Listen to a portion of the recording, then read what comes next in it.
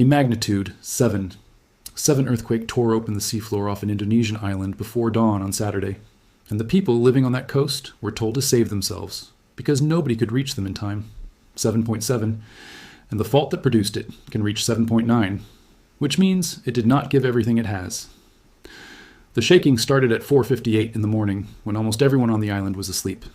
Thousands ran in the dark. Around 2,000 people were evacuated from a single regency.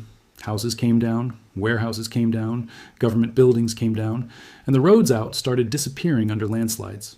For 3 hours after that, nobody on Flores knew whether they were watching 1992 happen again. That is the year this same island lost more than 2,000 people in a single morning. And every adult there knows the story. Later, those 5 minutes in 1992 and why they killed thousands while this one did not. And the number Indonesia's geophysics agency published about the fault itself, the one that says this is not finished. But first, what actually happened at 4:58.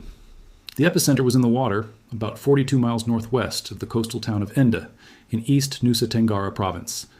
The United States Geological Survey put the depth at around 6.2 miles. That depth is the whole reason this was destructive. An earthquake 100 miles down spreads its energy through 100 miles of rock before it reaches anybody. A quake 6 miles down does not. It arrives almost intact, and it arrives fast. And on Saturday, it arrived at 4:58 in the morning at people who were lying down. Then came the warning, and with it a sentence that says more about this disaster than any casualty figure. Abdul Mohari, an official at Indonesia's National Disaster Management Agency, said this, quote, "We strongly urge our communities along the northern coast of Flores and in the southern parts, on the southern islands and across the southern region, to carry out self-evacuation immediately." Self-evacuation. That is the official term. And it is doing enormous work in that sentence. It means there were no buses, no convoy, no ordered lift-out, no organized departure. It means that in the minutes after a magnitude 7 at 5 in the morning, the instruction to tens of thousands of people on a dark coastline was to get themselves up a hill, on foot now, because the state could not physically get there before the water might. They had already felt the ground do it. The question was only whether the sea would follow. And on that coast, the answer to that question has always had to arrive faster than any government can move. The water does not travel at the speed of a decision. It travels at the speed of physics. And on a shoreline this close to the fault, the entire warning system comes down to whether people already know in advance that hard shaking near the sea means high ground immediately. No phone, no siren, no confirmation required. That is why the agency's phrasing was not a failure.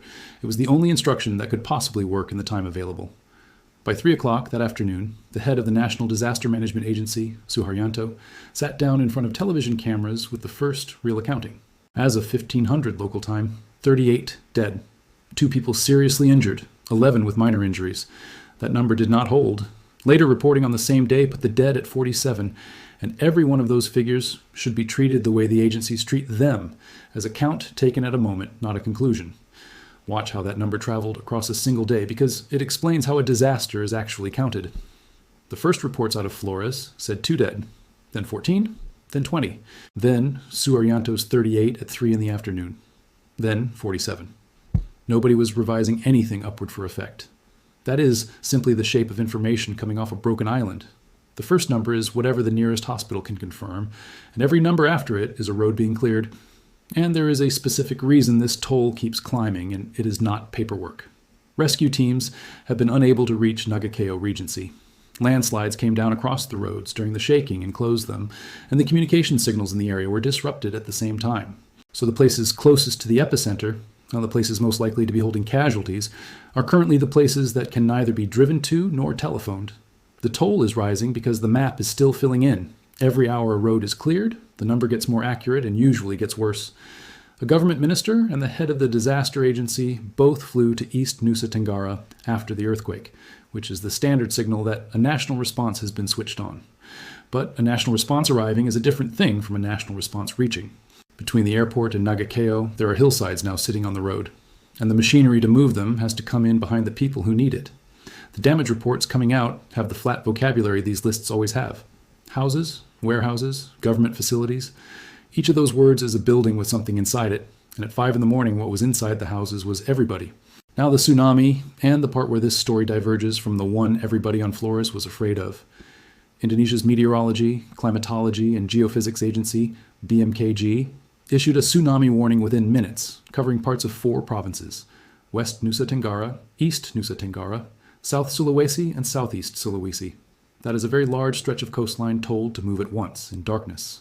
The waves that arrived measured less than 3 feet. About 3 hours after the earthquake, the warning was lifted. The Pacific Tsunami Warning Center never registered this as a threat, and there was no threat to Hawaii. Australia's warning center reported no threat to its mainland, islands, or territories either. So the ground killed the people who died on Saturday, not the water. And that is the sentence that makes 1992 worth understanding, because on this exact island, that split went the other way. On the 12th of December 1992, a magnitude 7.8 earthquake struck Flores. Comparable ground, comparable size. And then the sea came, and it came in 5 minutes. 5 minutes is not a warning window. It is barely time to stand up and understand what has happened. There was no time to issue anything, no time to move a village, no time for a decision to travel from an agency to a person. At least 2,080 people were killed or went missing.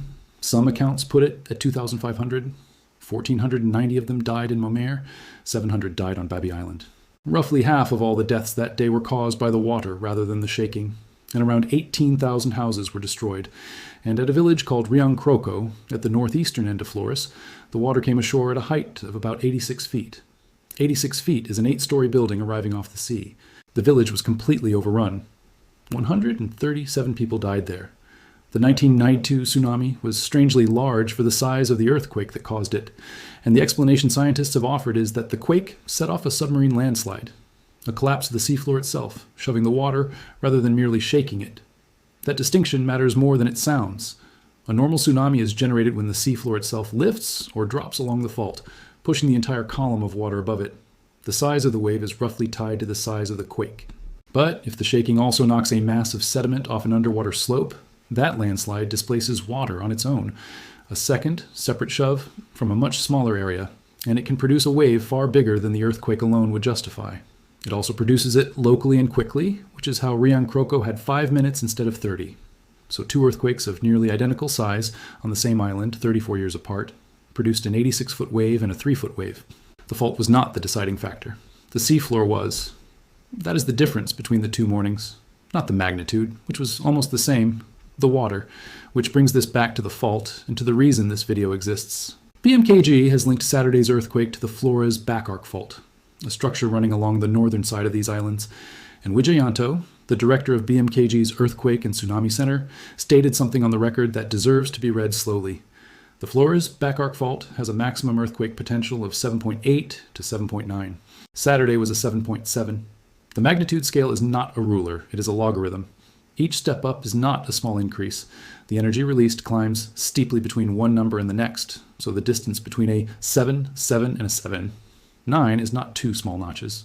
It is roughly double the energy coming out of the same fault, off the same coastline, in front of the same towns. That is not a prediction. Nobody at BMKG said another earthquake is coming, and nobody can say that. Earthquake prediction does not exist. What they published is the ceiling, the capacity, the most this particular fault is understood to be able to do. And on Saturday morning, it did not do it. The ground has not settled either. Dozens of aftershocks followed through the day. The strongest measured at magnitude 6.1 and magnitude 5.9, both north of Ende. Any one of those, on its own, on an already cracked building, is enough to finish it. Then, hours later, a separate magnitude 6.9 earthquake struck northern Sumatra. That is a different part of Indonesia entirely, roughly 1,500 miles away. And no agency has suggested the 2 events are connected. They almost certainly are not. What it is a statement about where this country sits. 2 large earthquakes in one nation in one day is not an extraordinary coincidence on the Pacific Ring of Fire. It is a Saturday. Indonesia is built along the seam where several of the planet's tectonic plates grind into each other. That geology is the reason the islands exist at all. If we know the volcanoes that built them are the same machinery that shakes them.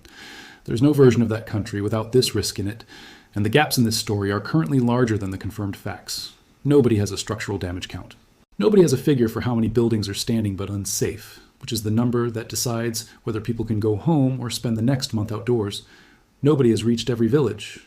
There is no confirmed casualty figure from the areas cut off by landslides, which is precisely why the confirmed figure cannot be trusted as the final one.